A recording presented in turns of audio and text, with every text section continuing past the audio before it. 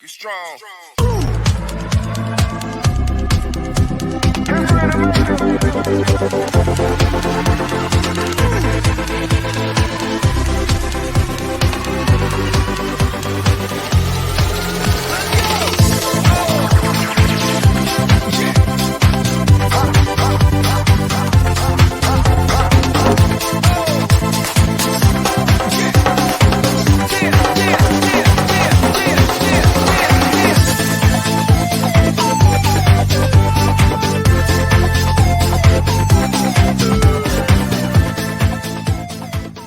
Alrighty, well, very happy Tuesday, June the 7th. Welcome back to another episode of The Throw-In with Justin. I'm Justin. Thank you guys for tuning in, watching us on the TNC Sports Talk YouTube channel. Yesterday was the beginning of our new show, our new program that we have going on here at this moment. The Justin and Trey show is currently at a stalemate. If and when that is something that is going to be reactivated, I just don't know when. As far as I am concerned, I will keep you guys posted the best that I can. Excuse me. But I came on the air yesterday to you guys, and I told you guys, listen, the throw-in is going to be a new thing that we're going to start Monday through Friday. Keep it weekdays. Bring down conversations that you get a chance to break down Monday Night Raw, NXT, AEW, SmackDown, anything in the wrestling world that is starting to go on. We already know that coming up at the end of July that Ric Flair is going to be returning to the ring, as well as even the announcement that came out yesterday making it official that, at least according to WWE reports and social media reports, that John Cena is going to be returning to Monday Night Raw on June 27th, which is a big deal. So, covering a lot of that, we also cover a lot of Cincinnati local sports such as baseball, football, college basketball, the Cincinnati Cyclones, and we got a bunch of that to talk about today. We'll cover the Cincinnati Reds, who picked up a victory in last night's game, was final in 7 innings. I told you guys that this is going to be a morning show, and this is the first week of the throw-in, and I'm kind of slowly adjusting to the time frames. I'm hoping by the end of this week that we will start actually being able to go live with you guys at 6 a.m. That is the goal intended for this show, is to be able to go live at 6 a.m. and do from 6 to 8 a.m., waking up in the morning with the throw-in on YouTube, on the TNC Sports Talk YouTube channel. So today a little bit later start than yesterday. Yesterday I started at 10. Today I started at noon. We'll take you right up until 2 this afternoon. And like I said, we're just going to break down a lot of stuff coming out of Monday Night Raw last night. And like I said, I'm going to save another segment for the Cincinnati Reds, and I'll recap everything that has gone on over there. But the biggest thing that's coming out, and I don't know what direction that you guys wanted to maybe participate in, but in my opinion, I think the biggest conversation, the biggest thing that gravitated my attention last night, I told you guys yesterday that there was a few things that I was looking forward to, and I read that list from Sportscadia. I was like, the 5 things that needed to happen in wrestling this week. Okay, and I read you, and I remember a couple of them as I was going through my notes. A couple of them was, what was happening with, what was the next member to the Judgment Day? Okay, what is the outcome of Cody Rhodes and his injuries? Okay. So I kind of started paying attention to what was going on here. And as I was watching Raw last night, which by the way, I haven't watched a tremendous amount of Raw, but what happened on Hell in a Cell with Cody Rhodes and Seth Rollins, the Judgment Day, the triple threat match, there was things that got me intrigued in watching. And I'll explain more of that. That's going to be heavily on this show. But the biggest thing that came into my mind that I took away last night on Raw was 2 things. Both of them are very similar to each other. One was the fact that we have a new member to the Judgment Day, and that is Finn Balor. Out of all shocking surprises, Finn Balor is the one to join the Society of the Judgment Day. All right, and it's a twisted plot, and you threw me off guard because if you're as because I was wondering, all right, who is going to be the next member? I heard that a lot of people were rumoring that Tommaso Ciampa would be the next member. I even came on the show yesterday morning, and let me know if you disagree or agree with me, but I thought Tommaso Ciampa was the next guy to be in Judgment Day. And the only reason why I say that is because there is no clear direction where Tommaso Ciampa is headed. He's been making appearances on Raw. He's been, kind of thrown in some random feuds. He's been attacking Mustafa Ali. He's attacked who was he attacked Riddle last night for no apparent reason. There is no clear direction where Tommaso Ciampa was headed. And he moves up from NXT to WWE, and where in NXT he's established himself finally.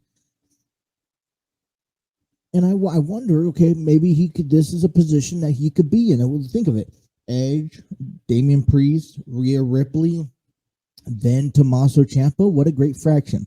But no, we were all fooled yesterday. At least I was fooled yesterday because we saw Finn Balor join the Judgment Day. And not on top of that is that now the Judgment Day has decided that they were going to take it upon themselves to eliminate any X factors to this group. And that included the leader of the Judgment Day in Edge. I don't know. Let me know what you guys think about Edge being eliminated from the fraction that he made. You got to remember, in my eyes, I see Edge creating the Judgment Day, and it reminds me instantly this dark fraction being imitated as, the Brood. And maybe I'm wrong. And he starts forming this team, and I really liked him leading this team because I don't need to see Edge compete in the ring on a daily basis. There's a couple ways that I look at this. Now, for me, it's okay. Well, I like it because there's this young set of talent guys like Finn Balor, Damian Priest, Rhea Ripley, all guys that almost didn't really have a point spread. You think about this. Finn Balor and Damian Priest were two guys who actually went battle for the United States Championship about, 3 to 4 months ago on Raw. And now they're part of this fraction. But let's back up for a second, because where did you see Finn Balor headed? Okay. He comes back, he's making this on and off appearance on TV, in the WWE. There's really no clear direction on what storyline you want to put him in. By the time you actually get him into a storyline, either the creative team has changed options, or he's gotten injured and been put on the shelf. Okay. Damian Priest. I love Damian Priest, but then he started creating this alter persona that just didn't make quite sense when he brought it out and when he kept it in. And there was just no direction going down that way. You take a look at Rhea Ripley. These are all people who didn't have necessarily a purpose or a place in the WWE. Like I said, mentioned Rhea Ripley. She was teamed up with, she was going after the Raw Women's Championship this time last year. Okay? Then she gets stuck. All right? Teaming up with Nikki ASH, followed by, and then that combination duo was fine for a while, and then she teamed up with Liv Morgan. We really enjoyed that, even though that was a short time spent. So we enjoyed those few things, but there was still no clear direction where Rhea Ripley was headed to. Okay, and so these three members, in my eyes, in my opinion, made sense to put together as part of these fractions. It does. I mean, after you think about Finn Balor, it does make sense. All right, he has that alter ego with the demon or the alter persona, Damian Priest. This is now a faction that I can't believe in. I was just very shocked to see them saying, "Hey, Edge, you're no longer needed." Possibly, man. This is a young group of men and women that want to make a name for themselves, and what are the not way than not to do it than to go up against take out their leader in Edge. So I was very surprised. Another thing that really gravitated my attention is the dynamic and the how quick the WWE was able to switch directions for the Raw Women's Championship. And I understand, and we'll dive more into this here in this afternoon on the throw-in. But we saw an incredible triple threat match. I want you to let me know what you guys think of it. But I thought it was incredible. It was an incredible triple threat match between Asuka, Bianca Belair, and Becky Lynch. And it ended for me in a satisfactory level. But when I was like, listen, this should have ended last night. And it feels like they just are ready to move right past on it. Because Becky Lynch was one who has had this grudge of getting back a championship. And now she has shown that she's just desperate to get any title, that she's going after Dana Brooke for the 24/7 Women's Championship. Now, we know that the feud isn't done between Asuka and Becky Lynch. As a matter of fact, they'll probably last a couple more months. Okay? But then the direction changed at the main event last night. A fatal four-way match that had neither opponent in them. Bianca Belair is waiting for her next opponent to step up. And who steps up is Rhea Ripley. So now the Judgment Day, the newly formed Judgment Day, is kicking their reins off with getting a Raw Women's Championship match. Now, I'm actually excited to see this match. I want to see Bianca Belair. I want to see Rhea Ripley. These are two incredible talent superstars to share the ring. They've done it in NXT. They get to do it again, and in this circumstances. And this is the first official match that has been announced and been confirmed for Money in the Bank that will be taking place July 2nd. So, and like I said, maybe you and I have difference of opinions. That's fine by me. The first thing that I think of is right off the bat is seeing, the Judgment Day, the new fraction, which just threw me off guard, and then seeing them eliminate the founder of Judgment Day so quickly. It's only been 2 months, and they've already got rid of the guy who started this fraction. And then to see Rhea Ripley, on the other hand, come down and become the new number one contender for the Raw Women's Championship.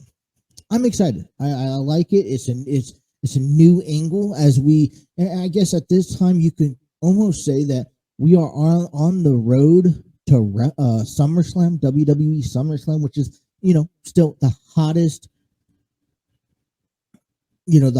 event of the summer. And I can't wait. I can't wait to watch it. Okay, more news coming up here on the Cody Rhodes situation. He will be set later on this week to have surgery. Some reports say Wednesday, some of them say Thursday. I was listening to Busted Open podcast. I love listening to other ideas. And I was listening to Busted Open this morning, and I was like, I was just kind of gravitating to what they said. And, I do want to ask you guys this. What did you think of Cody Rhodes competing at Hell in a Cell? Did this do anything for how you feel about Cody Rhodes? or did this do anything to, or did this hurt you? Should have he competed knowing that he had a torn pectoral? We'll talk a little bit more about that this afternoon. Like I said, John Cena is coming back. 5 directions. All right, I want to talk to you guys about 5 directions that Seth Rollins could be taking. Obviously, he didn't take losing 3 times to Cody Rhodes with the grain of salt. Okay, and people maybe have mixed feelings, but listen, his career path is going forward. All right, Street Profits, is earning themselves a title shot against the Usos. Riddle is calling out Roman Reigns. Is that still the same direction that the WWE is going? I'll explain more into that later on in our program. Has Theory picked on the wrong person last night? Bobby Lashley comes out after defeating Omos and MVP. Theory interrupts him, and I don't know. Do you really see Theory and Lashley going at it? And would this be a perfect aspect? Because, Bobby Lashley was someone who decided or wanted to, go after this championship. Is this because of Randy Orton's setback? We don't know the extent of Randy Orton's setback. Could we be seeing leading up to a Bobby Lashley and Roman Reigns a lot sooner? And why is Bobby Lashley going after Theory? So we'll talk about that. We'll talk about Asuka and Becky Lynch a little bit. We'll talk about the Cincinnati Reds as well. We'll get you ready for NXT 2.0. And I know that's kind of a show that's kind of flared up in the air a little bit.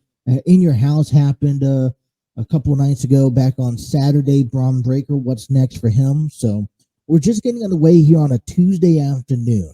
We'll take you guys up until 12. I'm Justin. Thank you guys for listening to the throw-in right here on the TNC Sports Talk YouTube channel.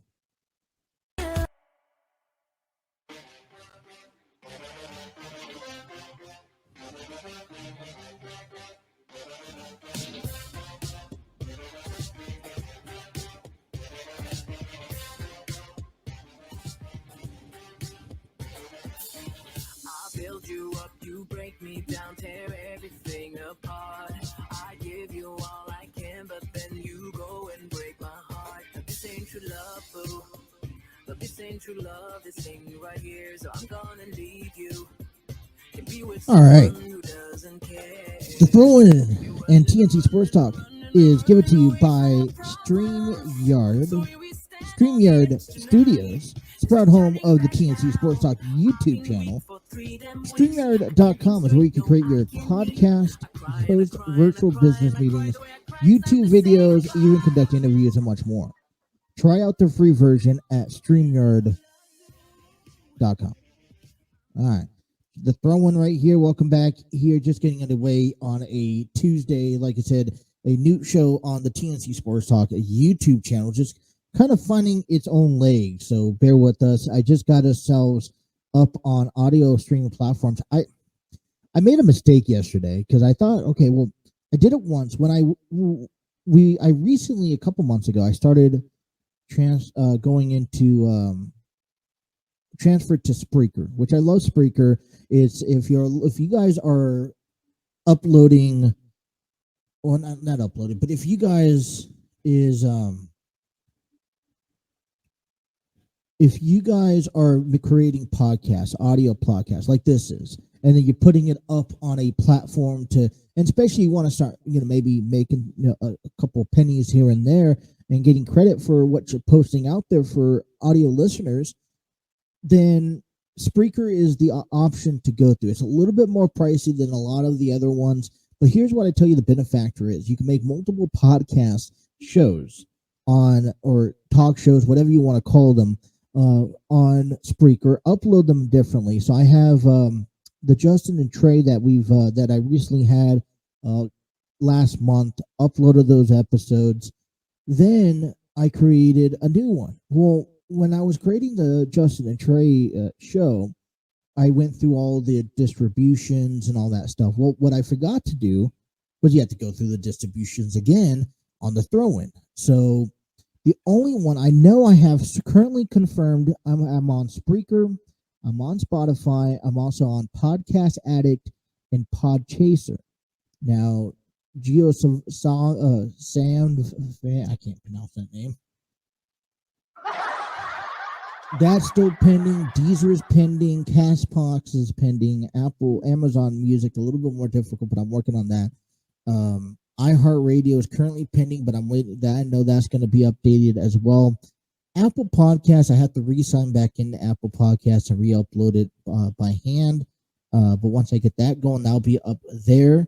So bear with us with the audio. I know I'm on Spreaker. That's the first thing that's added. Spotify, I just can't seem to be able to find it under the engine search that they provided me. So once I do that, I will, yesterday I was like, well, where is my podcast on audio streaming platforms? Because I didn't put it on the proper distribution. So I'm working on that. Give us a day or two, and we should have that all set up for you. What's going on, Armchair Booking? Thank you guys for tuning in.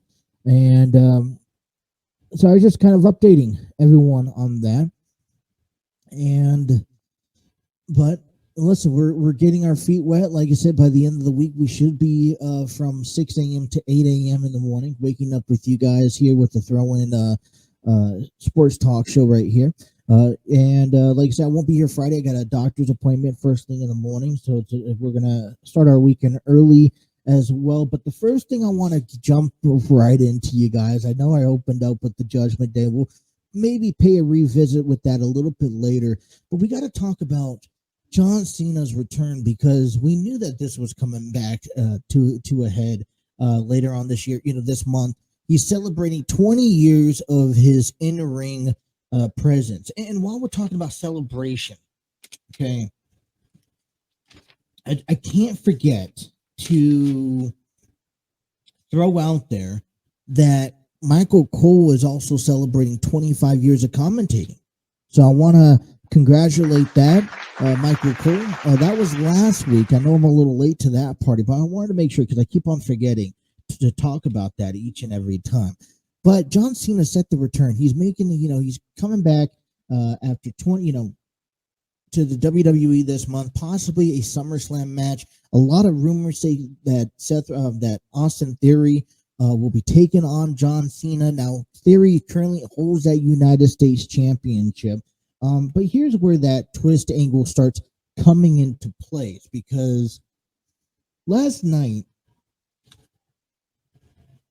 Austin Theory decides that he is going to kind of pick at Bobby Lashley. Now, I guess here's my question to you right off the bat is, first of all, this is a good idea that Theory starts picking on a guy like Bobby Lashley.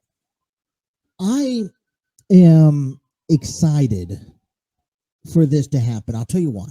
One, what I have seen over the last 2 months or 3 months with Bobby Lashley is that he has taken a new approach to his wrestling career. All right. He has, and I feel like he's, honestly been better at doing this. He's taken a new approach by instead of going after big titles, which we know that's still in the picture, he has taken a step back and he has decided to start working with other talent. And the first big talent that he decided that he wanted to take approach on was Omos and MVP. And you think of those three, combinations. MVP having his own credibility to his name. Bobby Lashley, he's paid his dues. But one thing that was missing from Omos's career, all right, he was teamed up with AJ Styles in a tag team faction. But once that separated, first of all, I'm still aggravated that we never saw a feud between Omos and AJ Styles, and we didn't see them in a match like we should have saw them in a match at some point. And I'm not really wanting to see that anymore. That was something that should have been done a couple months back. It didn't happen. So I'm kind of, all right, wash hands, let's move forward. So please, WWE, whatever you do, do not re-invite me to the Omos and AJ Styles feud.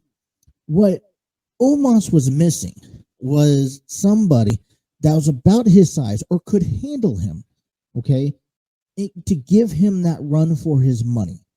And that is what Bobby Lashley did. Now we do know that Omos has a lot to learn in the WWE, and I'm not decrediting Omos, but by the way that I've watched him, he has improved significantly over the last 3 months of in-ring performance than he did back at the beginning of the year. Tell me, you guys, am I wrong on that? Okay, what do you guys think of Omos's performance lately? Now, I'm not saying that it's the best work, but it's definitely improved over the last 3 months, maybe 2.5. All right, especially since this feud with Bobby Lashley. Bobby Lashley has done something that I don't know if he's ever really done, and he has taken a time to work with somebody else to help him out in his career. And just the fact that Omos is going toe-to-toe with Bobby Lashley, one, it brings a world of excitement. All right, I'm on the edge of my seat because you just don't know what you saw. And when we watched Omos and Bobby Lashley at, in that 2-on-1 handicap match back at Hell in a Cell, seeing Omos in that speed and that physicality, being able to bulldoze Bobby Lashley through the barricade, I know that's not a surprise. It's not a new thing here in professional wrestling, but that's pretty impressive. Now Bobby Lashley is kind of being forced to set his eyes on something else. Here's the trifecta mix. I'm about to sneeze, so I apologize.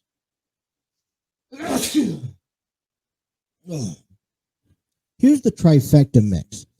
Hell in a Cell, after Bobby Lashley beat MVP and Omos, Bobby Lashley grabbed a fan's title belt and said, I'm coming back after this. Now, this leads into a whole conversation we'll get into the next segment, but then last night, he comes in down to the ring, and the first thing that you see him set his eyes towards is that Money in the Bank ladder match. Money in the Bank briefcase hanging suspended, 10, 15 feet above the air. Then, during his promo cut, Austin Theory comes out and kind of picks on Bobby Lashley. And thank you for that compliment, armchair booking. And Austin Theory comes out and just kind of picks the bone with Bobby Lashley, kind of trods the water with Bobby Lashley. And Bobby Lashley, well, why don't we put the United States Championship on a match and on the line? And Theory declines like he normally would decline. But where does this all set up for? Because right now, can you see Bobby Lashley and Austin Theory go one-on-one? Because what does this do for for Austin Theory? All right, let me not forget to remind you guys what Austin Theory has done this season so far. I look into this way. Austin Theory has been working with Vince McMahon. Apparently, he is his protege. Austin Theory had his 5 minutes of fame with Brock Lesnar, who took care of him outside the Elimination Chamber. He's had a WrestleMania moment with Pat McAfee, Vince McMahon, and Stone Cold Steve Austin. So the fact that Vince McMahon trusts him enough to work with a guy like Pat McAfee, which, listen, don't devalue Pat McAfee, but he hasn't been in the ring all that often, all right? And then afterwards, he gets the United States Championship put on him. He beats Cody Rhodes. He goes on and has a successful pay-per-view title defense back at Hell in a Cell with Mustafa Ali. And now he's trying to go after one-on-one with Bobby Lashley. Now, in my eyes, this is the streak that Austin Theory needs. This is the road that Austin Theory needs to be on. This is the path. Okay, I have called it since after WrestleMania. After looking at this in depth, Austin Theory is going to be the superstar of the year after what he's going through. And you think about the rumors that John Cena is returning to the WWE in the end of June, possibly set up for a WrestleMania match, which I think everyone will be satisfied for. And to see Austin Theory and John Cena to go toe-to-toe, regardless if it's a win or not, just the fact that Theory is getting that push. He's getting a mega push, and I like it. It's working for me. Is it working for you guys?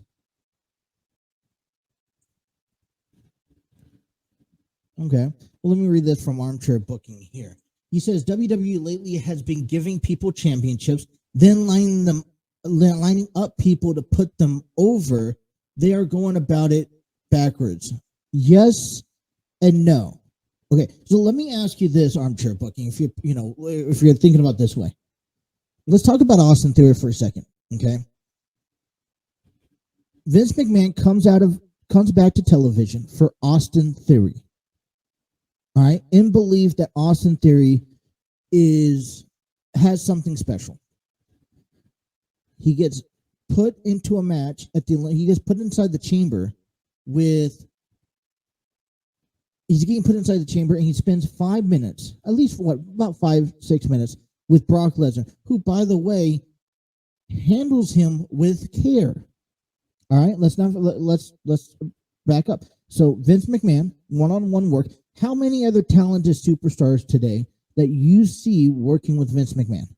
How many gets the nod from Brock Lesnar to go one-on-one with Brock Lesnar? Okay, then he's also gotten listen, when you get the opportunity to face someone that is not in a everyday, in the ring moment, like for example, how much do we not give Sami Zayn enough credit for having his match with Johnny Knoxville at WrestleMania? Because Johnny Knoxville does not compete inside the ring on a day-to-day basis. You go ask these guys from NWF when they get thrown out, a random person that has never stepped foot in the ring, or bare minimum doesn't get the exposure, and then they come in and they think you can have a match with them. You know as well as I know that it's the full-time athlete's job to make sure that match gets over. And so, let's do that. There we go. And so when you think about this, okay, Austin Theory has a one-on-one match with Pat McAfee. And I'm not saying that Pat McAfee isn't good in the ring, but Pat McAfee could only take you so far. It's up to Austin Theory to sell for Pat McAfee, to get Pat McAfee over to the point, the things that Theory had to do prior to that to get Pat McAfee over. And then he gets a match. For me, after those 3 months going through those three big obstacles, he's getting an opportunity at a United States Championship match, all because he's the one who stole the egg that Vince McMahon had. Funny. You do the negative things in the business, and you get the more success out of it. Look at what he's done since then. Okay, he's beaten Finn Balor. He's gotten the title on him. He's went one-on-one, toe-to-toe with Cody Rhodes. You can't deny that. I know Cody Rhodes is a full-time athlete, and we'll talk about him in our next segment. But I know Cody Rhodes is a full-time athlete, but to be able to step into someone who left the company nearly a decade ago, feels like, and he's made a name for himself, and then comes back to bigger and better, and probably, what people are calling, he's the face of Raw. And even when he's going to be gone for the next, 6-8 months now, he's still going to be the face of Raw. And then he's going after Bobby Lashley. For me, I think, in my opinion, that Austin Theory, he's getting put into, he's been getting thrown guys at him, but he's been able to capture those moments. Theory is a guy who's taken these opportunities that are being given to him, and whether it's a win, whether it's a loss, he's making those moments into something. And that's gotten him championships, and that's gotten him abilities to be where he's at. And in my eyes, right now, I know we're only 6 months into this year, but Austin Theory is right now the breakout talent of the year. Because, and where else do you really think Theory fits in facing a guy like Bobby Lashley or Cody Rhodes or even an upcoming John Cena that rumors have it at SummerSlam? But I think that the first options here, I think we do want to discuss and figure out just where Bobby Lashley is headed, because Hell in a Cell, he's wanting the title. In order to get to the title, you could either challenge Roman Reigns, or you could win the Money in the Bank, and then Theory butts his nose in. So, I guess in the time period between Theory and between the Money in the Bank and Roman Reigns, you're gonna have to go back around to maybe taking on Theory. I know, a lot going on right there. All right, we want to talk about Cody Rhodes coming back, because Cody Rhodes going to be out for a good amount of time, set to have scheduled later on this week. I believe I said this just a moment ago. Cody Rhodes is the face of Monday Night Raw, and he has gotten over tremendously. His match at Hell in a Cell was a bigger moment than when Cody Rhodes went through the flaming table back in AEW. I heard that conversation. I was convinced by it. I'm buying into it, and I believe it. And I'll explain why next. Justin here on the throw-in on the TNC Sports Talk YouTube channel.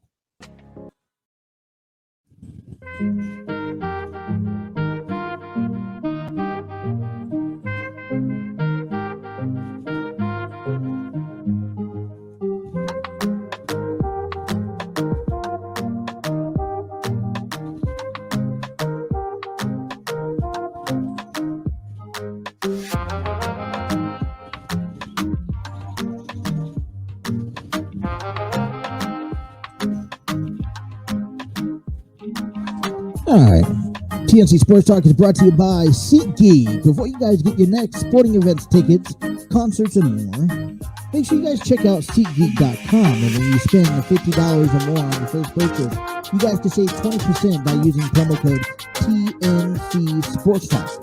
That's a 20% off on your next purchase of $50 or more at SeatGeek.com with promo code TNC Sports Talk. Give a shout out to SeatGeek. Thank you for sponsoring our show. And man, just getting underway here on a fine Tuesday morning or afternoon. You see more stuff added up to the backdrop there. And I have Epidemic Sound here that kind of just has a different setting on their audio list. So normally those bars for when I play the music, you would have the music and where the track that's on, and then underneath is the sound bar. Well, normally that's you could adjust the volume. Well, they have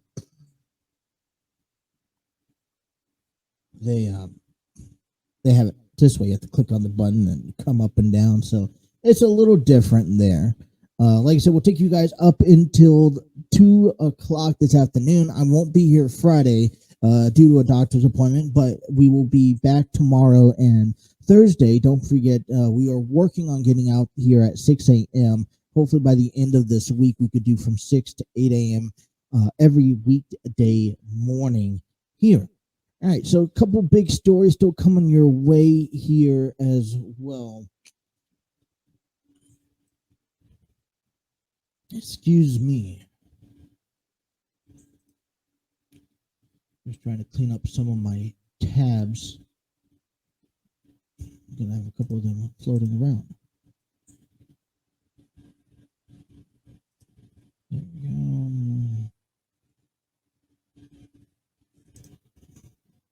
All right, so this is going to kind of lead into one of the things I wanted to share with you at this hour here.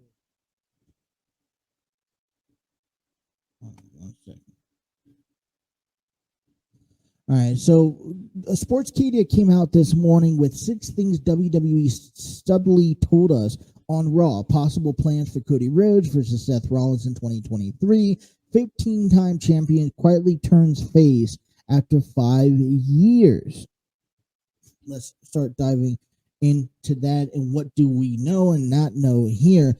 I want to talk about Cody Rhodes' injury for a quick moment. Cody Rhodes coming out at number 6, and Seth Rollins leaving all loose ends untied on Raw. Now, let's face it, okay, Cody Rhodes is injured. The one thing that so he suffered a torn pectoral back earlier last week, about this time last week.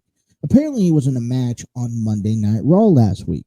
Well, Cody Rhodes was scratched from a house show on Saturday because of his injuries, getting him ready for the Hell in a Cell match. Yes, when you are the face of a brand or of a company, you will be protected as much as possible. Now, here's where things start getting interesting. So Sunday morning, from my understanding, after hearing multiple stories, Sunday morning is when Cody Rhodes, during a workout, tore his pectoral clear off the bone. Now, after hearing reports, I don't know, I'm not a doctor, I don't know any of these injuries, but I've listened to other people, gotten the opportunity to talk to other people. From my understanding, is when you get a chance, when you injure something to the point where you can't injure it no more, when you tear your pectoral right off the bone, you can't injure it no more.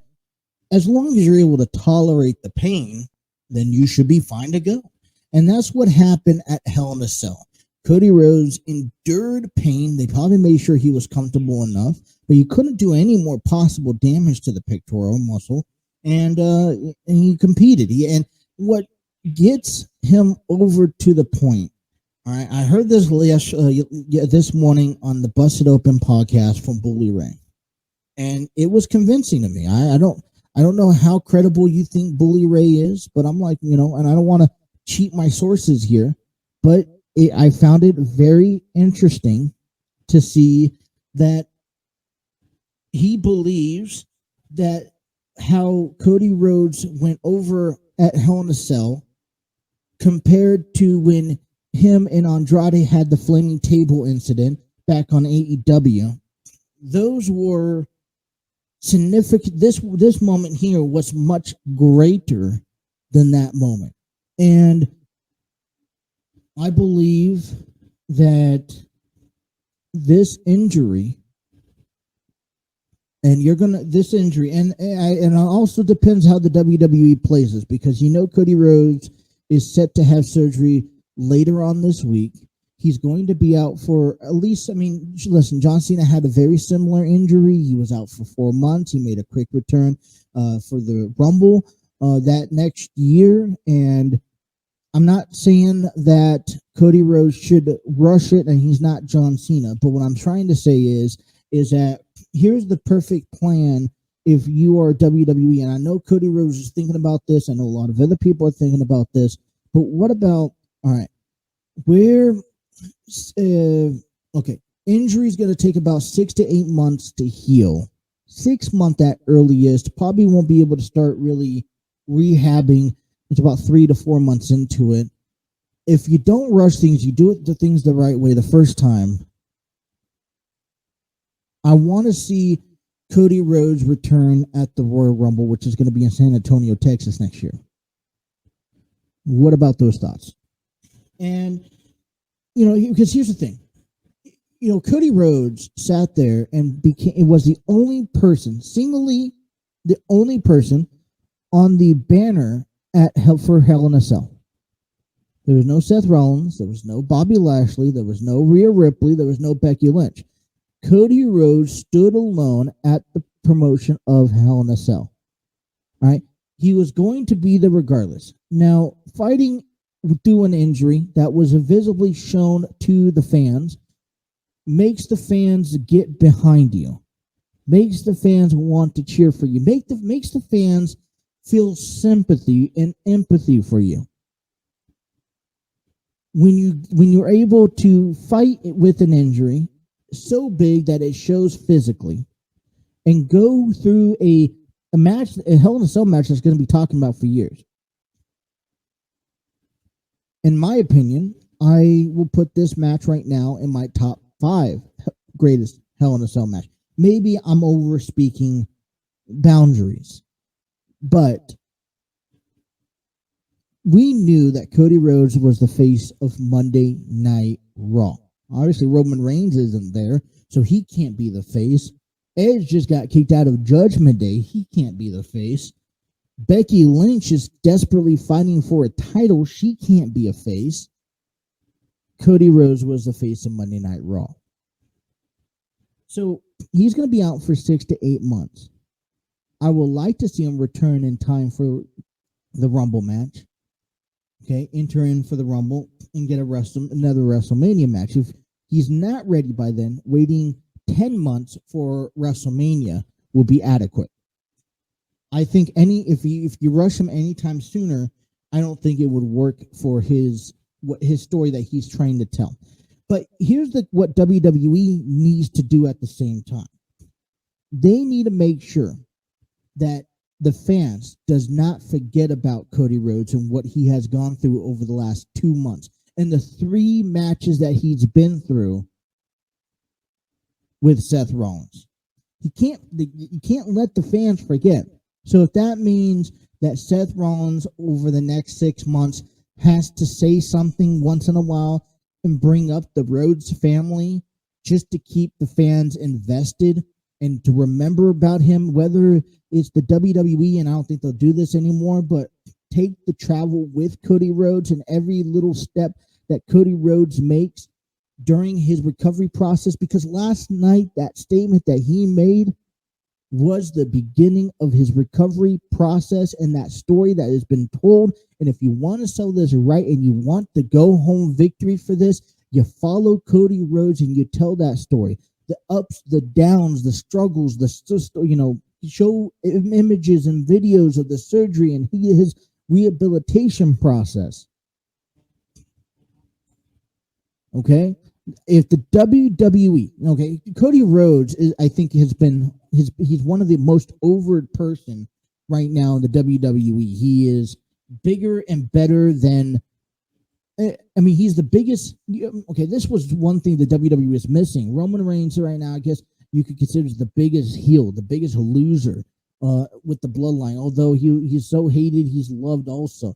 Cody Rhodes is the biggest purely unified face in the WWE, and it does suck. I think it's terrible to see that he has to be, just coming back to the WWE, ending this feud with Seth Rollins, sucks. I don't like it, and it seems like every time a big megastar comes in, remember when Edge returned back to Raw, he got hurt right away after facing Randy Orton in that greatest wrestling match of all time at WrestleMania Backlash 2 years ago. That put him on the shelf for a while.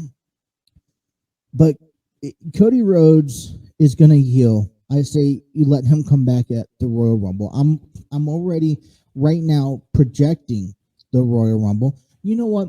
In 3 months time frame, which is an estimate time frame slot, is when Cody Rhodes could sort of make a television role. Now, I wouldn't be surprised to see the WWE do something like that, but if you're asking me, just don't let me forget about Cody Rhodes. Keep him off camera, because let that suspension build. Let that story every month, once a month, somehow find a way to bring his name into the conversation.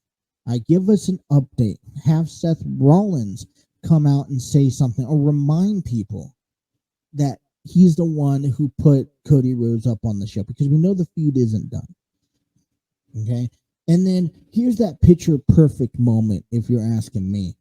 Seth Rollins is inside that Royal Rumble match. All right, he's going to win the match, and number 8's coming out, and that's Cody Rhodes. Cody Rhodes comes out. Seth Rollins is surprised and eliminates Seth Rollins. Whether that sets up for a WrestleMania match once more, I don't mind it, because there's now this generated time period between when Cody got injured and the rematch. And now, after Seth Rollins attacked, Seth Rollins comes out and opens up his hand of respect and then attacks him, saying, hey, I'm getting the last word.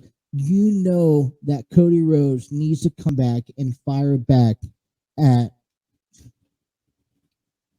Seth Rollins at some point. So why not have it next year WrestleMania? I know it's probably okay. Is that a wasted year? I don't think so. Okay, have Seth Rollins, just go through all his business, say how he's going to main event WrestleMania this year, like he was supposed to last year, and he didn't, and then have Cody Rhodes and Seth Rollins. I mean, you got to even consider this. There's 2 nights of WrestleMania, so why wouldn't you have? And I'm pretty sure the path that we're going down is Roman and The Rock at next year's WrestleMania. So why won't you have Cody in the night 2 main event one? Why won't you have Seth Rollins and Cody Rhodes night 1 main event? Disagree with me? All right, 6 things that WWE told us last night. Cody and Seth Rollins, their feud isn't done. They left loose ends on Raw after Seth Rollins brutally attacked Cody Rhodes. It's a plot thing, the fact that Cody Rhodes was able to walk away from that. The return of the Dirty Dogs and a possible character change, okay? MVP and Omos briefly returned to Raw on one night after Hell in a Cell in 2022, where the latter crushed his opponent before Byron Saxton could even complete a sentence. They quickly interrupted by the Dirty Dogs, who went missing from television after Dolph Ziggler feuded with Braun Breaker in NXT.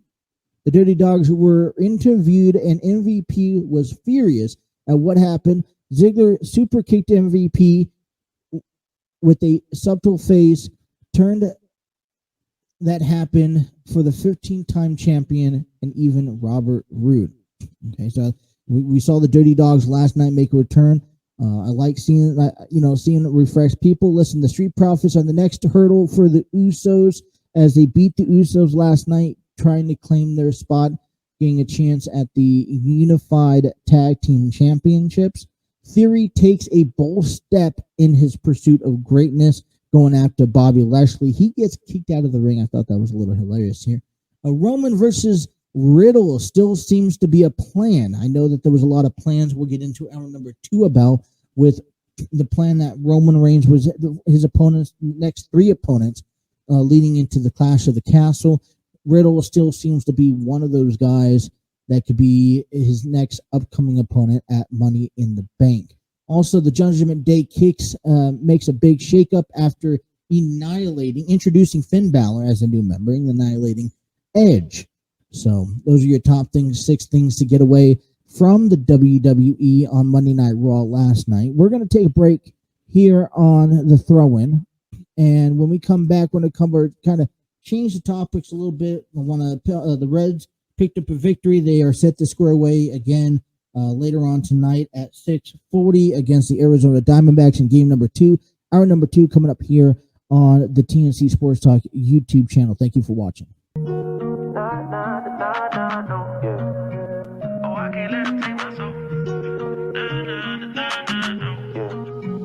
I can't let them take my soul.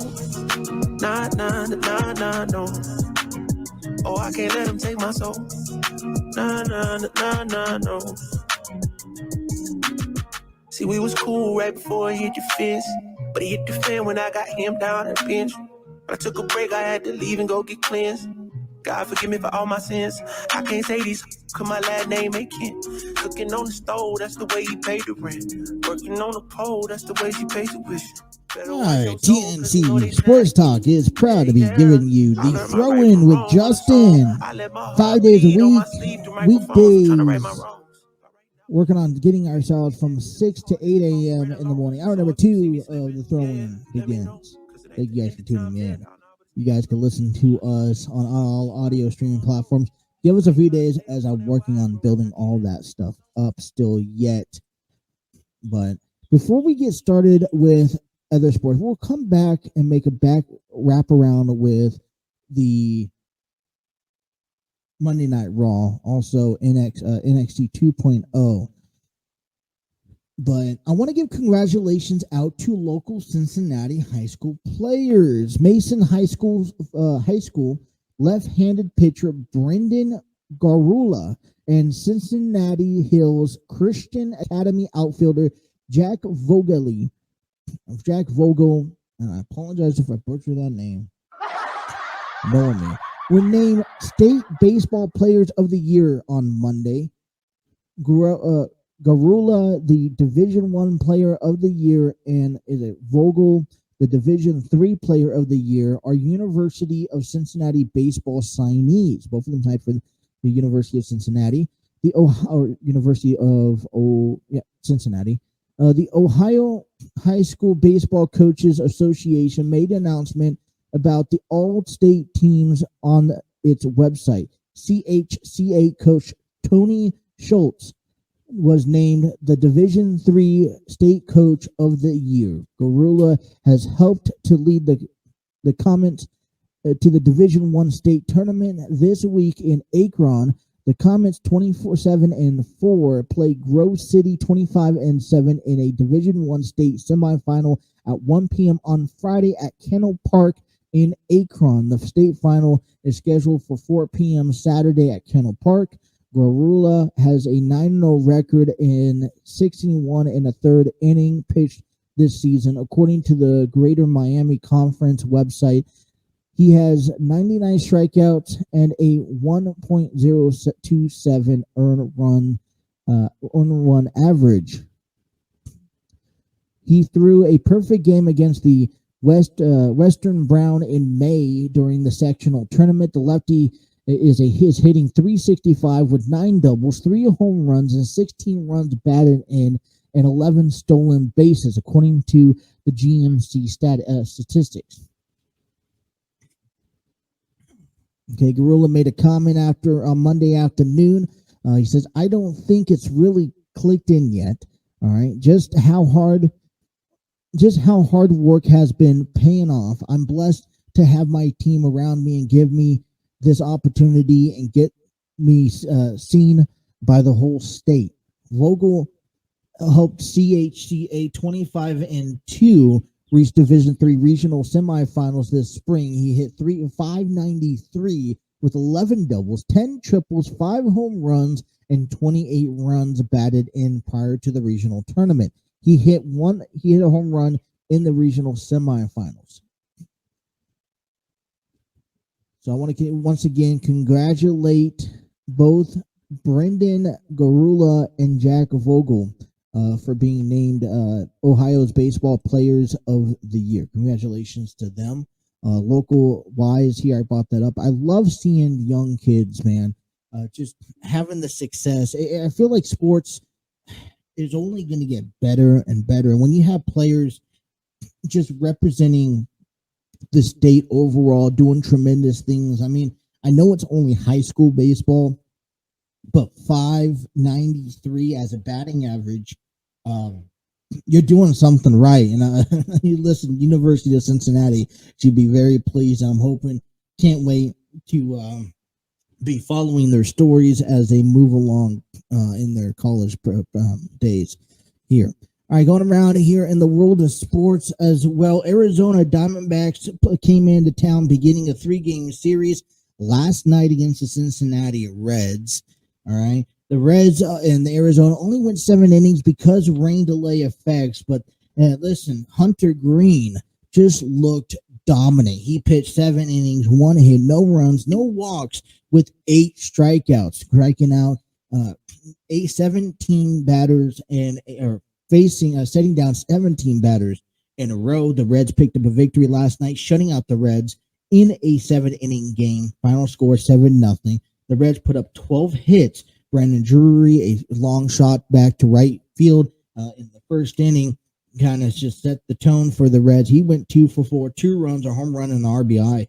Joey Votto, also a key guy that came after this past weekend against the Nationals. He went 1 for 2 with 2 runs and 2 walks. Tyler Stevenson cleared the bases in the 4th inning, went 2 for 3, 2 runs, and a walk. Madison Bumgarner was the pitcher for the Arizona Diamondbacks, man. He only went 5 innings, giving up 8 hits, 4 runs, 2 walks, and 4 strikeouts. Not a good outing by a guy that, listen, Madison Bumgarner, one of the most dominant pitchers, especially maybe of his time and era, back in the early 2010s and moving forward, led the Giants to a lot of World Series victories.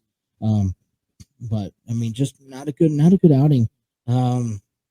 They will go ahead and take on game number 2 tonight if the weather clears up. I understand it's supposed to be storming a little later on today after our program. But if the game does get underway, Tyler Gilbert, 0-2, 5.02 ERA for Arizona, set way to get off and face Graham Ashcraft, 2-0, 1.53 ERA as well. Listen, one of the things that I've always found interesting, after looking at the national series, you saw struggles out of Mike Minor. I know that's typical because he's a pitcher that just got out underway. He's he kind of just getting his feet wet right now into the regular season.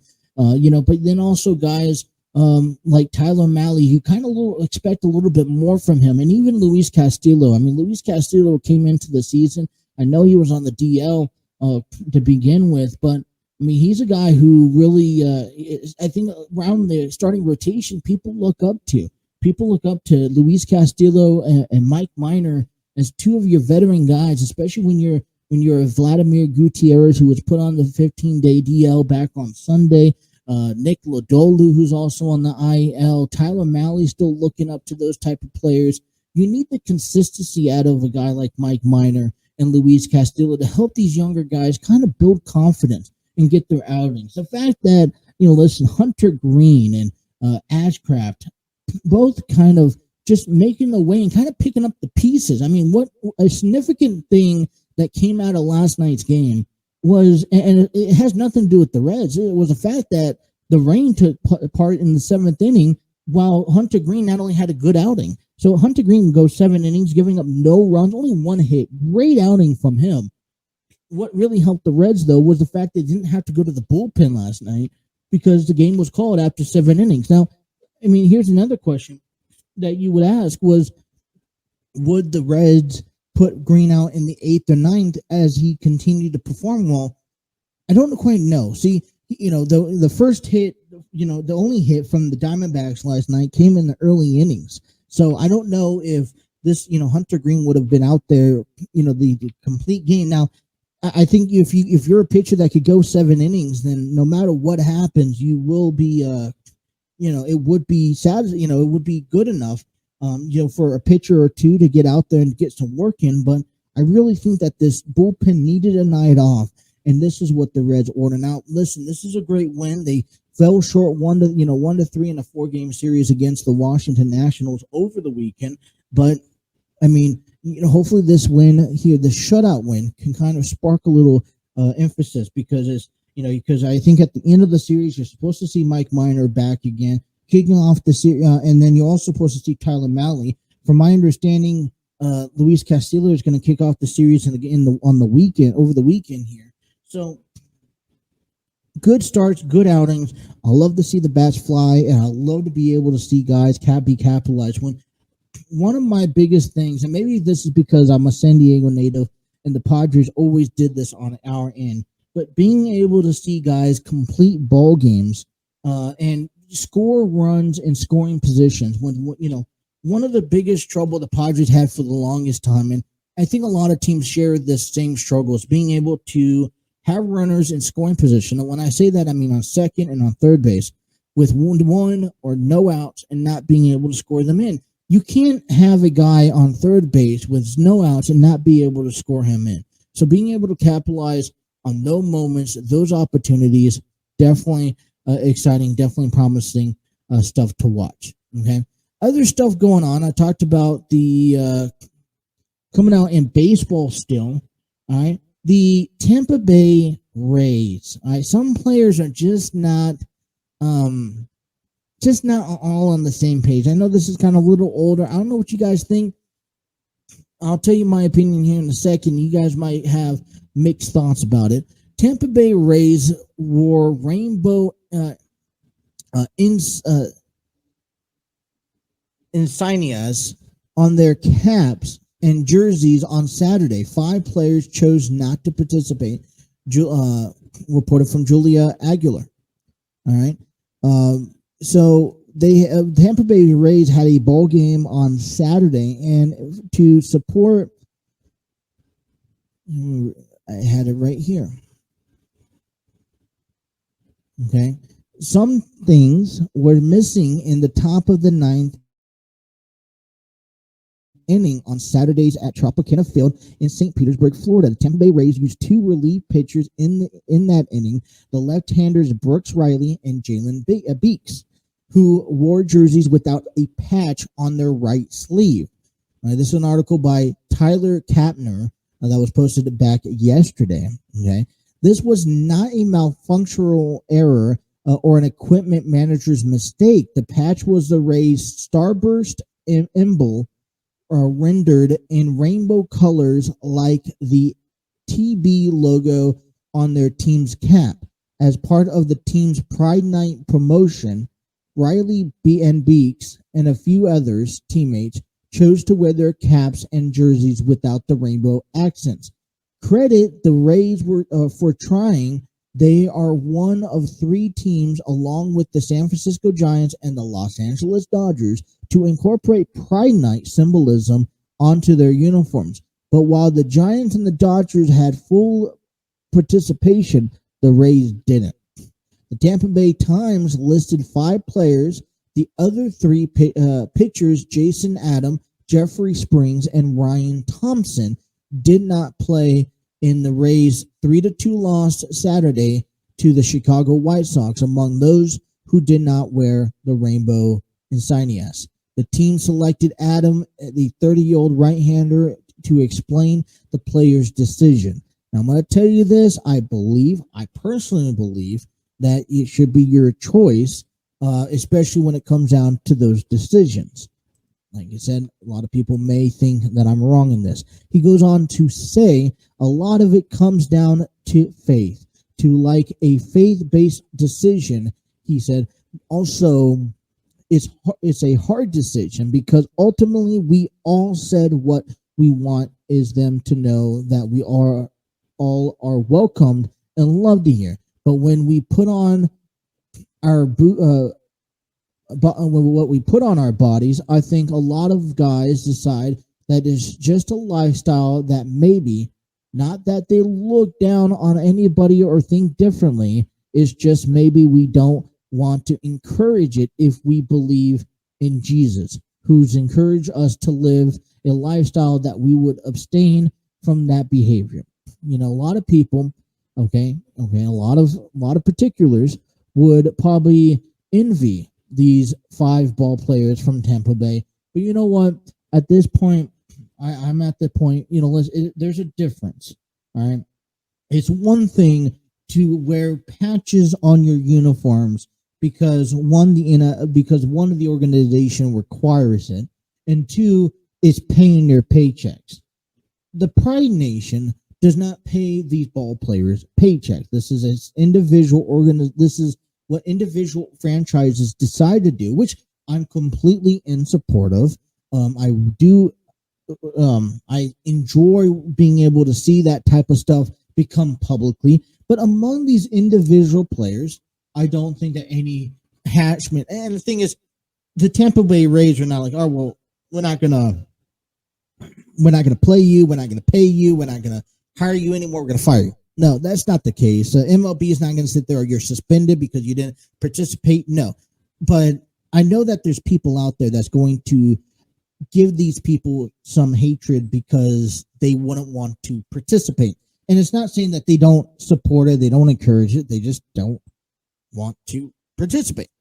I believe that is in their own right, and the good is also the bad. Also, wrapping up in the world of sports. Breaking news coming out here that came out 16 hours ago in an article on CBS. Aaron Donald signs new contract with the Rams. All-Pro defensive tackle becomes the highest paid non-quarterback in the NFL. The 3-time NFL Defense Player of the Year becomes the first non-QB to make $30 million per year. Might remember Aaron Donald last year dominating, especially in the Super Bowl, getting to Joe Burrow several times in a Super Bowl victory. A lot of people maybe expected Aaron Donald to probably walk off into the sunset after the Rams finally win that Super Bowl, but that's not the case. He's coming back for another year and under a new contract. Specifically, Donald is set to receive a $40 million raise by the Rams, and will see $95 million in totality on his contract that runs through the 2024 season. Over the next 2 seasons, Donald will be guaranteed $65 million as the contract is structured. Donald will then have the ability to either retire or return in the 2024 season for the additional $30 million guaranteed. The deal has also included a no trade clause per ESPN. Okay. Based off of Donald, he says, I'm locked back in and go get us another ring. Why not? They want to make that repeat. I believe they said it again from time to time again. Okay. So he's ready to go and he's getting paid for it. Well, why not? Why wouldn't Aaron Donald get paid for the success that he's had? Because if it wasn't for him, they wouldn't probably be at the Super Bowl, let's be honest. I mean, he's probably one of the greatest defensive tackles I have ever seen in my lifetime. Name someone else in my lifetime that I can compare myself to. You guys can find all of those articles here on the TNC Sports Talk Facebook page as well. Last thing I want to go ahead and bring up here is that there are now 24 lawsuits and officially filed against Deshaun Watson. It looks like in Cleveland, listen, let's be honest here to wrap up things. Cleveland is maybe a little bit out of control, a little overset for their bridges. Paperwork has been officially submitted. Attorney Tony Busby issued the following statement. Today we filed the 24th case alleging sexual misconduct against Deshaun Watson. The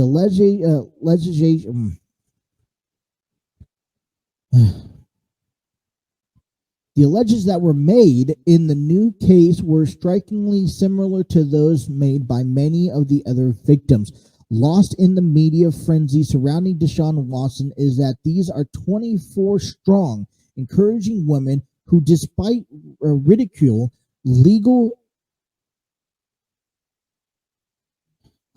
I need a new glasses, I'm telling you. All right, let me rephrase it here. Deshaun Watson just does not. The Cleveland Browns probably made one of the biggest mistakes in offseason history by signing Deshaun Watson to a contract without knowing the level extent that that Deshaun Watson has. All right, this is still pending the aftermath that the NFL can pursue and punish just Deshaun Watson for. You wonder why, and then on top of that, because here's the thing: the Cleveland Browns opened up a can of worms this offseason when it came down the day that they decided to sign Deshaun Watson. There was a lot of instant talk about where the future lies for Baker Mayfield. Well, I mean, obviously Browns need a quarterback, and it looks like Deshaun Watson not going to be there day one. So, all right, find all these stories on the TNC Sports Talk YouTube Facebook page right here. When we come back, I got 5 directions Seth Rollins could go after Hell in a Cell coming to your way. Thank you guys for watching the Throw-In with Justin here on the TNC Sports Talk YouTube channel.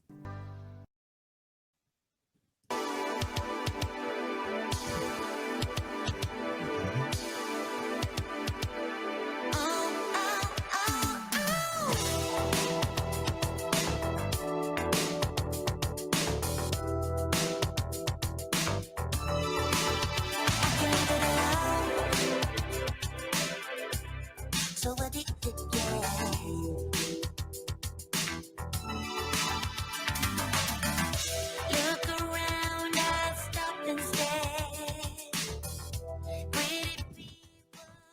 TNC Sports Talk would like to give a shout out to Epic Dynamic Sound. Discover your world-class artists, composers, and bands. Find the perfect soundtrack and give your social media accounts and music they deserve. Epic Dynamic Sound is a royalty-free music link. You can check out epicdemicsound.com for more information. All music on our show is given to you by Epic Dynamic Sound, just like this one. Addicted to Your Love by House of Sales.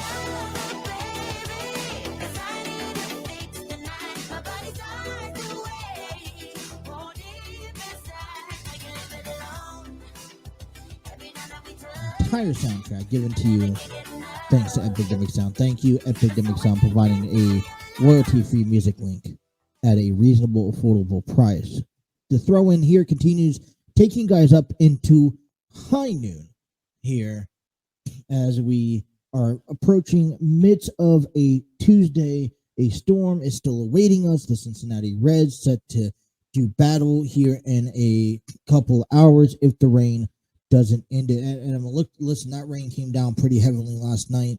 Well, that's why they called the game after 7 innings. But even mud, rivers of water. The grounds crew could not get that water. They could not get that tarp off the ground soon enough. Talking about things, I want to give a shout out down below in our comments on our YouTube page to Riley Matthews, Armchair Booking. You guys could check out Armchair Booking podcast on YouTube, all right, and on all audio streaming platforms. Check out Steve Barber and Dwaylen Davis as they break down news of professional wrestling. I know we talked about some highlights, some news, some highlights,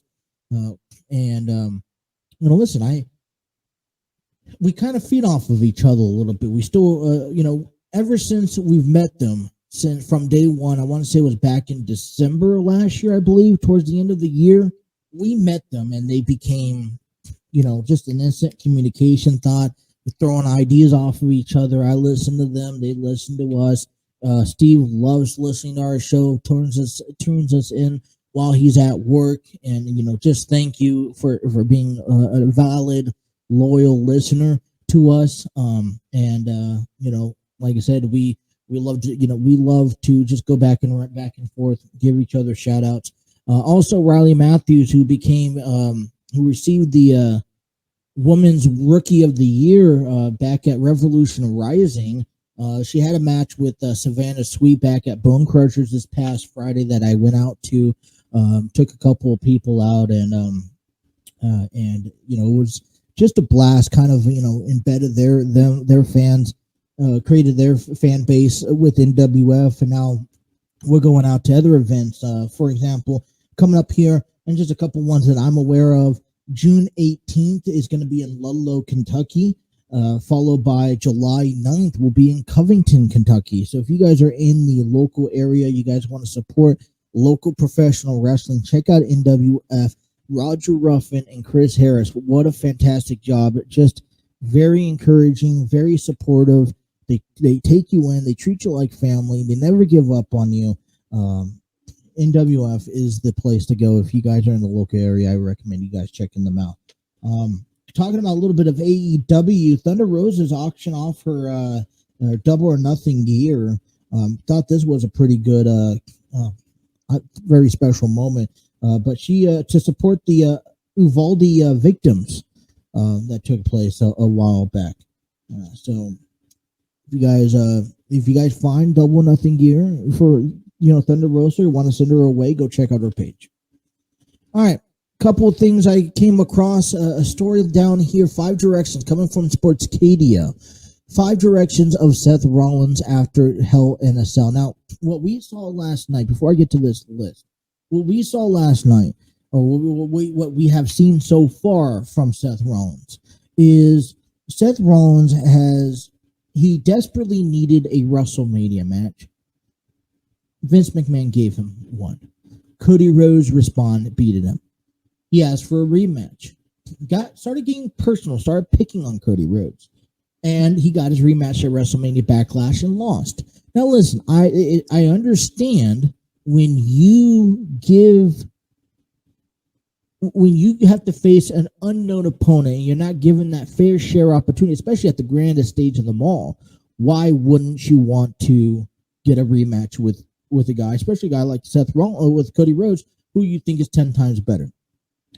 Afterwards, it didn't end there. Now, we kind of figured it wasn't going to end there because everything has to go up and up beyond. And at this point, his next step was Hell in a Cell. And even with a torn pectoral, Cody Rhodes was able to come across and not only just put on a match, he put on an epic match, a match that we're going to be talking about for years to come. Probably a match that would be considered a match of the year, and a match that is also considered to be, what do you want to call it? Maybe the top, probably in the top 5 matches of Hell in a Cell careers, maybe. Beg to differ. That'll be a conversation at later point. Maybe I'm just too big for saying that. Or just too much to saying that. And last night on Raw, I appreciate what Cody Rhodes did do. Okay? He came out down to the ring, didn't instantly plead anything or instigate. He just simply shook his hand in respect. Now, this is what I tell you. It doesn't mean that Seth Rollins doesn't respect Cody Rhodes. But afterwards, when Cody Rhodes was about to leave, Seth Rollins takes a sledgehammer to the back of Cody Rhodes' neck and then stabs him with the sledgehammer in the torn pectoral muscle. Well, we've already been told by numerous resources that you can't damage that pectoral muscle anymore. And now there's this unwritten chapter that has been created last night that Seth Rollins and Cody Rhodes feud can still proceed. Now here's the thing. When you're in the WWE, okay, you've been a guy. Look at Seth Rollins' career with the WWE. Come up with the Shield. The authorities thought big of him. The WWE thought big of him. Put the title on him. Let him carry out the responsibilities of making him the face of the company at some point. He has grinded. He has pulled, through injuries, and not once he sat there and complained. He's gone through every storyline possibly in the books, and he goes on and has Cody Rhodes, a guy who had to leave the company to find himself. I'm not putting Cody Rhodes down, but let's be realistic here for a moment, okay? When you get forced to face a guy like Cody Rhodes, who a decade ago left the company, all right, and was nothing more than a mid-card shot, left the company, went on and had to find himself and build himself outside the company, and then to come back and think that he should be praised. Not saying he shouldn't, but if you're a guy like Seth Rollins, who's been with the company for nearly a decade, who has grinded and worked and went through the struggles that the WWE has gone through and build yourself from within the WWE, and then you have this guy that came from the outside back in, all right, you got to remember WWE, AEW are, I'm going to put quotation marks, rivals, right? Competitors among each other. Having him say, hey, I worked for AEW, I helped founded AEW, I helped build AEW. Now I'm going to go back to WWE because that's where I want to be. And you think everything's fine and dandy? You think Cody Rhodes realistically should be welcomed with open arms? Shouldn't guys like Randy Orton and The Miz and Rey Mysterio and guys like, Seth Rollins and Roman Reigns should have a little bit of heat against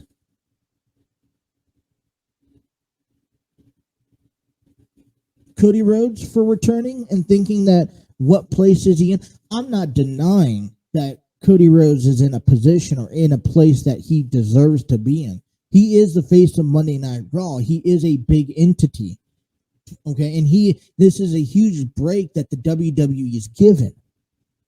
But Seth Rollins doesn't go through everything he's gone through in the last 10 years with the WWE to get overshadowed or overlooked by a guy who couldn't figure himself out with the WWE, so had to go leave and start a new company and then come back to the WWE.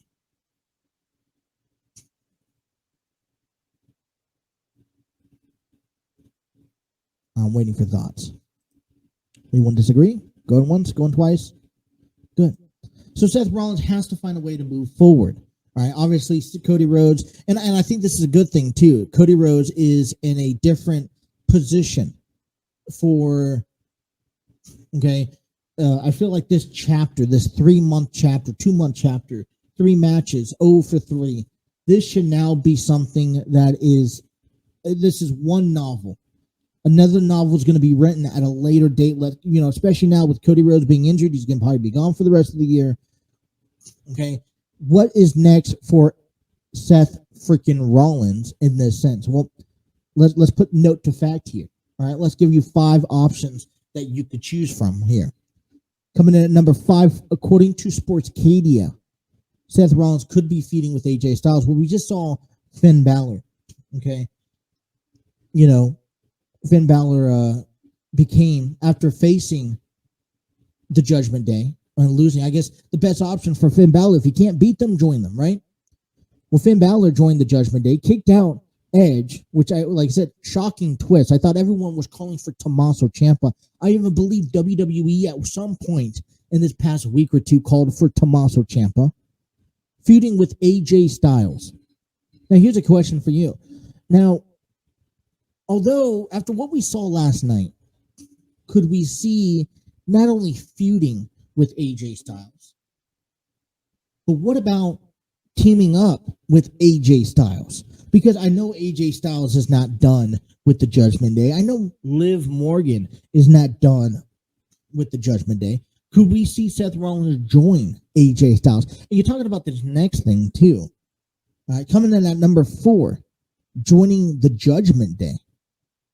Okay, here's a bigger question. Moving forward, at least at right now, because right now I feel like it's a prime opportunity if you get the ability. I understand the feud between Seth Rollins and Cody Rhodes that is going to be currently on a pause. But is this also an opportunity now for Seth Rollins to turn face for a couple of months? While Edge, we don't know what the status for Edge is, how he will approach the Judgment Day after what we saw happen. Could we see Seth Rollins join Judgment Day? Maybe this was an elaborate scheme from the background because he was desperately needing something. A lot of questions need to be answered on this. Does Seth Rollins join the Judgment Day in conspiracy over Edge? Here is number 3, something I would least expect or least want to see is Seth Rollins interrupting Bobby Lashley on his quest to become world champion. Obviously, Bobby Lashley back at Hell in a Cell made images, made gestures as taking a fan's championship and holding it up in the air and saying, "I'm going to be champion again." And then coming on Monday Night Raw last night, looking up at that Money in the Bank briefcase, looking towards possibly mentoring himself in the Money in the Bank ladder match. Now he has to face him against. Now he has to go up against Riddle. Coming in at number 2, become Riddle's tag team partner and begin a slow face turn. Like I mentioned, it's a possibility that if Randy Orton, because I know that the direction right now with Roman Reigns was Riddle, Randy Orton at SummerSlam, and then Drew McIntyre at Clash at the Castle. But if Randy Orton's out, we don't know how long he's going to be out. Riddle still looks like he's going to be putting himself in that position for Money in the Bank. Possibility. Could Seth Rollins replace Randy Orton and have a SummerSlam match with Seth Rollins? Or with Seth Rollins and Roman Reigns at SummerSlam? Wouldn't that be a direction to go down? That would entitle Seth Rollins to turn face. Like I just mentioned a minute ago, Seth Rollins turning face in order to for a few months while Cody Rhodes heals. Because I feel, in my belief, a perfect story plan, and the WWE is unique to change things always. But right now, I see Cody Rhodes out into the Rumble, costs Seth Rollins the title. Who knows? Coming in at number 1, this also could come back around to another Cody Rhodes. And okay, I'm just spitballing here. Let me know what you think. Coming in at number 1, challenging to win the Money in the Bank briefcase. Could you see the Money in the Bank? Could you see the Money in the Bank briefcase belonging to Seth Rollins? All right, let me just paint you a picture and let me know what you guys think. Seth Rollins wins the Money in the Bank briefcase, holds on that title as long as possible. Okay, hear me out. Seth Rollins enters in the Royal Rumble match, at which later in the match, Cody Rhodes goes on to win the Royal Rumble by eliminating Seth Rollins. Seth Rollins still has the Money in the Bank briefcase. He goes on and cashes it in, so he becomes champion, and this all becomes one big circle at WrestleMania next year with Cody Rhodes beating Seth freaking Rollins to become a WWE heavyweight world champion. Could that be something possible or something that you would like to see at the end of the day? Would you like to see, let me put it this way, Seth Rollins, like I said, this is how I'm kind of just spitballing here. Let me know. Seth Rollins goes on to win the Money in the Bank briefcase. Seth Rollins enters in the Royal Rumble match. And at number 28, Cody Rhodes enters in and eliminates Seth Rollins. Cody Rhodes goes on and wins the Royal Rumble match. That goes on to face the WWE World Champion at WrestleMania. Somehow, Seth Rollins cashes in the WWE World Championship, Money in the Bank briefcase, to become World Champion, just like he did years ago. Maybe not at WrestleMania, though.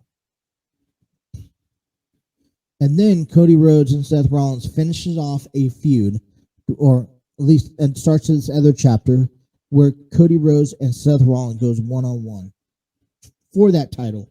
That has, remember, this whole entire conversation has been around Cody Rhodes wanting to win the title that his father never did. Sit on that. Let me know down in the comments. Leave me a message. Let me know what you guys think about that. Our last break here on the throw-in here on the TNC Sports Talk YouTube channel. You think you know me? Say I'm as cold-hearted as they come. You think I'm slowly cutting my ties with you, that I'm done. Here's what you don't know. Feelings, they grow slow. I've just been Epic Jimmy Sound provides you In the Name of Love. Oi, Flukes Vortex on a remix. Right here on the TNC Sports Talk YouTube channel. Thank you guys for tuning in. About to wrap things up here. Don't forget to join us tomorrow.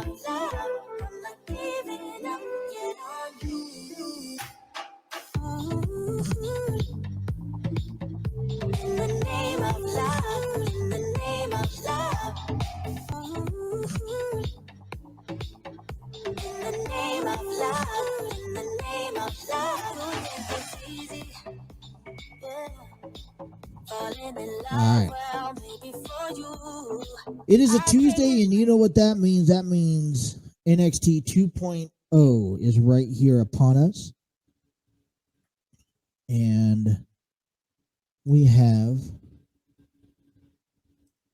have any basketball today. The basketball Celtics and Warriors game 3 takes on tomorrow. We also have NHL today. The Rangers in a game. Yeah, I have my paperwork somewhere up here. They take on them. So Warriors are in Boston tomorrow. Series tied at 1. You have the Rangers and the Lightnings will take on later on tonight as the Rangers lead 2-1. But Tuesday night means that it's NXT 2.0. You want a little bit of, I guess you call it minor league wrestling from the WWE. This is where you go to get it. NXT 2.0 kicks off tonight. A lot of things that happened, especially after In Your House last Saturday night. A lot of things took place. Got to see Carmelo Hayes win back the North American Championship. My question off the bat is this was a short title run from from Cameron Grimes. What was the logistics of putting the title on Cameron Grimes if at the next title opportunity he was going to drop it? We knew the emotional stake. The only thing I could think of is because we knew the emotional stake that that Cameron Grimes had about winning the NXT North American Championship. I believe that the title does fit better on Carmelo Hayes, but then why do you give Cameron Grimes that short 5 minutes of fame? All right, I kind of when you think of putting titles on people, here's a process, and this is just my process. I don't know if you guys would agree with it or see it a different way. I would love to hear a different point of view. But when you are getting into the wrestling industry as a fan, it takes me about 2 to 3 months to get to know if I'm going to buy in on you or not. Look at Austin Theory. I was not buying in back in January was Austin Theory when Vince McMahon thought he was the protege.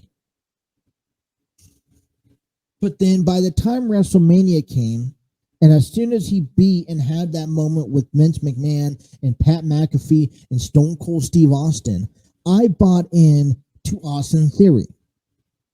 You think about that 3-month time period, that's about 12 weeks. Well, I'm about to sneeze again.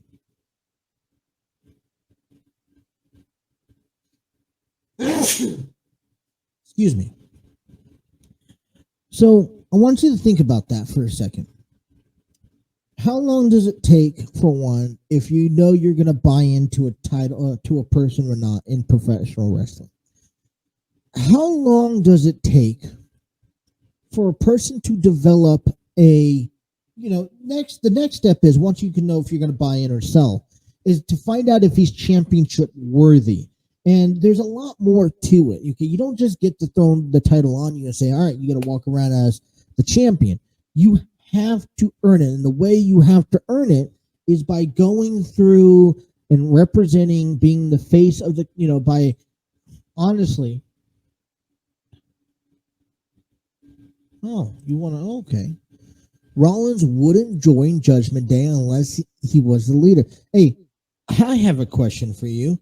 Could he have been the leader from the entire beginning? Let me ask you this question, and I know we're not talking about NXT right now. Could his character is an alpha, and it wouldn't make sense to change it? Okay, I agree with you. Remember the feud that Edge and Seth Rollins had last year that led to the Hell in a Cell match? We knew that feud wasn't done. I told everyone that feud wasn't done. That feud had to end one way only, in the TLC, because that's what Edge does best. Tables, ladders, and chairs. Maybe, just maybe, because you know how manipulative Seth Rollins is. Because Seth Rollins had acquired Damian Priest and Rhea Ripley and Finn Balor to join to the Judgment Day and backstab Edge from the beginning. It's a hypothetical statement. It's a conspiracy. Maybe I'm the only one buying into it, at least as of right now. But wouldn't that be legit? You think about this. He needs something to buy down the road. He needs something to keep him busy. So why not? Why not? So, just think about that. Just think about what I just said there. All right, back to this here. One thing I want to make sure I point out, and apparently I'm getting these comments a little later. All right, you got respond to that. Thank you again. But all right, so Cameron Grimes is out of the title picture. Carmelo Hayes won it. Toxic Attraction, another great promotion of product. I mean, for me, I'm just like, when is this going to end? All right, don't get me wrong. I love the Toxic Attraction. They've been dominant. I love the dominance in the WWE. But exactly when is this going to end? At what point will this end? I don't see it lasting forever. But I just don't know at this moment, because there was opportunities for them to drop the titles and to break apart. I just don't see anybody at this moment that is able to defeat them. There's no one in that roster that convinces me enough that would sell me if they went over that way. By the way, I just got notification that we are on iHeartRadio as of right now. Also want to go ahead and bring up what's next for Braun Breaker. All right, he didn't just beat, Gracie. He did dominate. He annihilated him. Come on. Let's be real here. Who's next? I would love to see this summer Solo Sikoa take on Braun Breaker. What about that? You guys think about that? NXT 2.0 tonight. Here's my question to you. I'm going to let you guys think about this. Toxic Attraction has been a really dominant faction in NXT. And I know a lot of people don't follow NXT 2.0. All right, even I have trouble doing it. It's a lot of wrestling, let's be honest. But NXT 2.0. I want to ask you this. Can you honestly say, could you honestly consider Toxic Attraction and their dominance and what they've been through the same journey, the same power level as the Bloodline?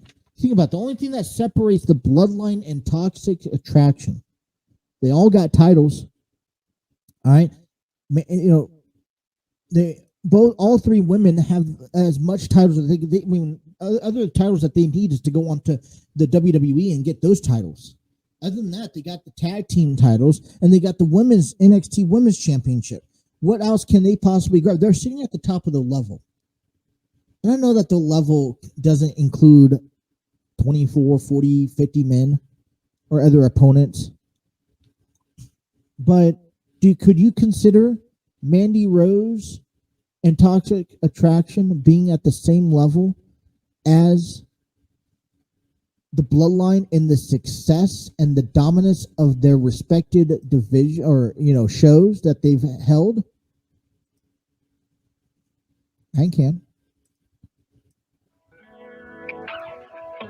Think about that. All right, tomorrow we're going to be talking about some AEW stuff. MJF is being taken off of AEW video pads and whatnot. What's next for MJF? Let me guys know. I will be back tomorrow. I will let you guys know the time frame tomorrow morning, probably earlier in the morning. Thank you guys for tuning in to the Throw-In with Justin. I am Justin. Until tomorrow, you guys have yourself a wonderful Tuesday. Stay dry.